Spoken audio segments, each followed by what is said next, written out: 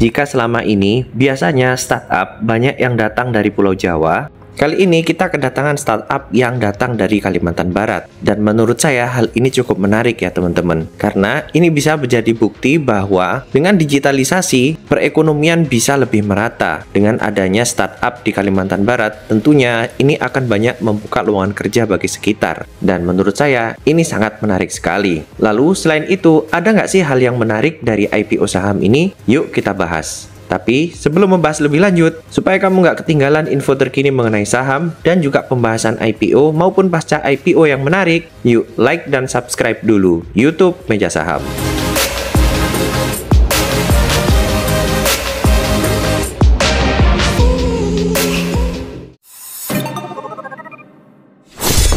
PT Topindo Solusi Komunika Tbk dengan kode ticker TOSKA merupakan perusahaan pengembang platform Topindoku yang menawarkan produk virtual seperti pulsa, pakai data, token, voucher game, tiket perjalanan, pembayaran tagihan, dan sebagainya. Target pelanggan utama adalah para pelaku UMKM. Saat ini, perseroan berdomisili di Singkawang dan jaringan operasi mayoritas tersebar di wilayah Kalimantan. Hingga prospektus perseroan dibuat, Topindoku memiliki 995.000 downloader di Play Store dan lebih dari 23,5 ribu downloader di App Store, serta 24 gerai dan 68 top up point.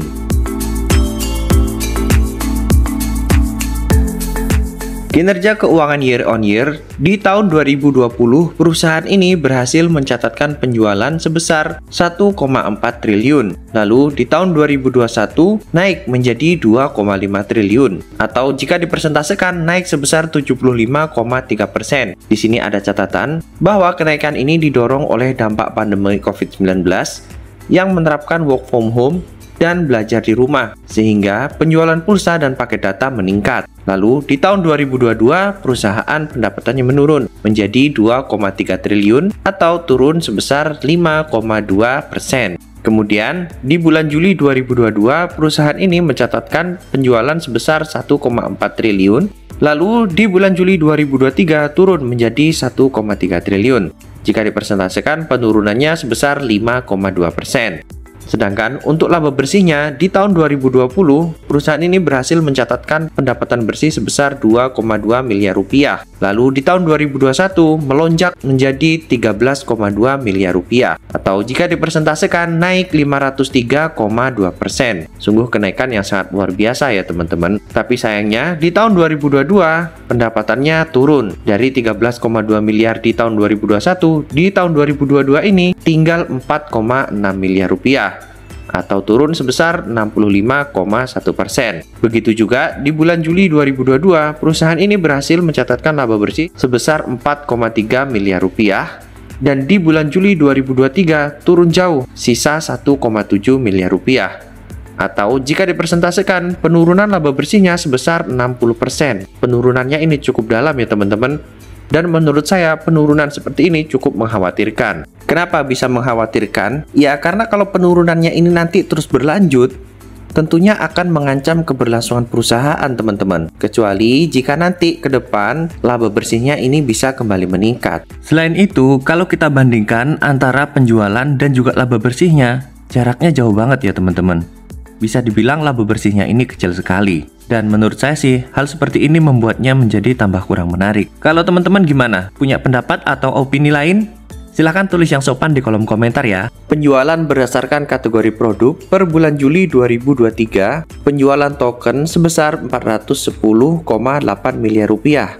Atau sekitar 30% dari total penjualan. Lalu, dari penjualan pulsa sebesar 377,7 miliar rupiah atau sekitar 28%, e-money 284,5 miliar rupiah atau sekitar 21,1%, PPOB 210,4 miliar rupiah atau sekitar 15,6%, paket data 56,8 miliar rupiah atau sekitar 4,2%, dan voucher game sebesar 9,4 miliar rupiah atau sebesar 0,7%. Yang paling besar di sini ternyata token ya teman-teman. Lalu yang kedua adalah pulsa. Penjualan produk digital berdasarkan daerah pemasaran per bulan Juli 2023 dalam satuan miliar. Penjualan produk digital di luar Kalimantan sebesar 944,1 miliar rupiah atau sekitar 69,7%.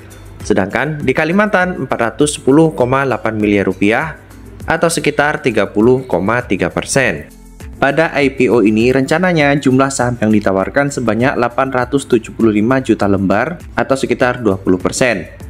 Dengan harga penawaran 115 sampai dengan 125 rupiah dengan potensi pendanaan antara 100,6 miliar rupiah sampai dengan 109,4 miliar rupiah. Target pendanaannya ini cukup besar ya teman-teman. Mudah-mudahan dengan begini harga sahamnya nggak langsung dibanting ke gocap ya teman-teman. Dan kalau sebagai IPO hunter, ya harapannya bisa dibawa naik sahamnya. Meskipun nggak dibawa arah, yang penting nggak dibawa ke gocap. Tapi tentunya sebagai IPO hunter, kita juga akan sangat berterima kasih kalau sampai harga sahamnya dibawa naik ke arah. Bagi teman-teman yang tertarik ingin ikutan IPO-nya, jadwal sementara penawaran awal di tanggal 15 sampai dengan 19 Januari 2024. Lalu untuk penawaran umum tanggal 29 Januari sampai dengan 1 Februari 2024. Sedangkan tanggal pencatatannya di tanggal 5 Februari 2024. Mudah-mudahan IPO di awal Februari ini juga membawa kebahagiaan bagi para IPO hunter ya teman-teman. Sehingga para IPO hunter banyak yang bersemangat untuk ikutan IPO. Rencana alokasi dana hasil IPO sekitar 40% digunakan untuk modal kerja perseroan berupa pembelian persediaan produk digital sebanyak 75% dan pengembangan sistem IT sebanyak 25%. Lalu 10% digunakan untuk penyertaan modal untuk entitas anak yaitu PT Topindo Niaga Nusantara untuk pembelian persediaan produk retail. Lalu 50% sisanya untuk penyertaan modal entitas anak yaitu PT Topindo Icon Property untuk akuisisi properti dan pembayaran biaya operasional.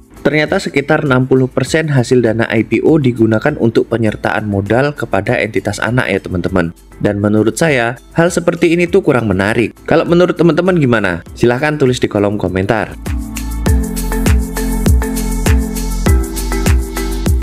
Valuasi Tosca berdasarkan laporan keuangan di bulan Juli 2023, potensi market cap-nya sekitar 503 sampai dengan 547 miliar rupiah dengan price per share 0,2 kali, lalu PE-nya 245,8 kali sampai dengan 267,2 kali. Sedangkan PBV-nya 3,6 sampai dengan 3,7 kali. Ya menurut saya valuasinya ini mahal banget ya teman-teman. Dan ini menurut saya sih kurang menarik kalau dilihat dari sisi valuasi. Untuk menarik minat para IPO hunter, rencananya pada IPO ini diterbitkan waran seri 1 dengan jumlah 262,5 juta lembar dengan rasio waran 10:3. Wah, rasio warannya cukup menarik ya teman-teman. Biasanya para IPO hunter kalau melihat waran seperti ini pasti banyak yang tertarik dengan harga pelaksanaan 144 sampai dengan 156 rupiah dengan nilai pelaksanaan waran 37,8 sampai 41 miliar rupiah dengan masa perdagangan 5 Februari 2024 sampai dengan 30 Januari 2025 dan masa pelaksanaannya 5 Agustus 2024 sampai dengan 4 Februari 2025. Umur warannya sekitar setahun ya teman-teman. Jadi kalau teman-teman yang simpen warannya, hati-hati jangan sampai hangus karena umurnya cuma sekitar setahun.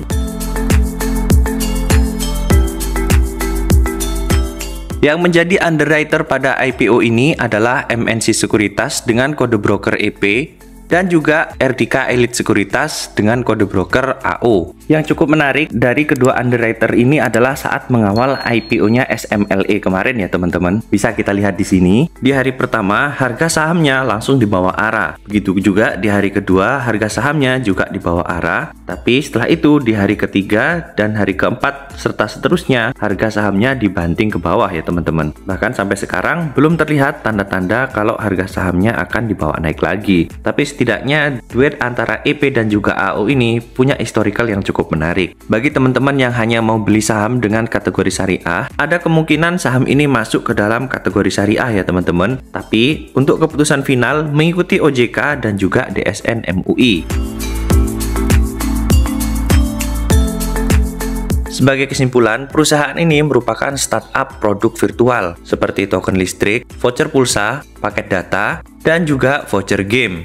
Kesimpulan yang kedua, dari sisi keuangan menurut saya sih kurang menarik ya teman-teman. Apalagi dari laporan terakhirnya, kinerja keuangannya justru menurun ya teman-teman. Kesimpulan yang ketiga, dari sisi valuasi menurut saya mahal. Apalagi dengan kinerja seperti ini, dengan valuasi semahal ini menurut saya sih kurang menarik ya teman-teman. Kesimpulan yang keempat, waran yang ditawarkan 10/3. Dan ini menurut saya yang membuat IPO ini menarik. Kenapa? Karena setiap 10 lembar waran yang teman-teman beli akan mendapatkan bonus 3 lembar waran. Dan ini cukup menarik ya teman-teman. Kenapa cukup menarik? Seandainya nanti harga induknya dibawa turun, yang penting nggak ARB aja, teman-teman sebagai IPO hunter ruginya nggak terlalu banyak. Tapi kalau dibanding ARB dan harga warannya juga dibawa turun, ya teman-teman pasti rugi. Kesimpulan yang kelima, yang menjadi underwriter pada IPO ini adalah EP dan juga AO. Kalau kita lihat historical terbaru yaitu saat mengawal IPO-nya SMLE cukup menarik.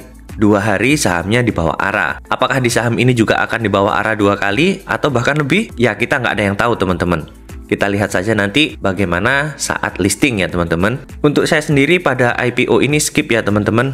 Tapi saya ingatkan bahwa ini bukan merupakan ajakan tidak beli maupun ajakan beli ya. Karena semua keputusan berada di tangan masing-masing investor. Kalau teman-teman gimana? Ikutan atau skip? Silahkan tulis di kolom komentar. Dan bagi teman-teman yang suka mengikuti info terkini mengenai saham dan juga pembahasan IPO maupun pasca IPO yang menarik, yuk like dan subscribe dulu YouTube Meja Saham.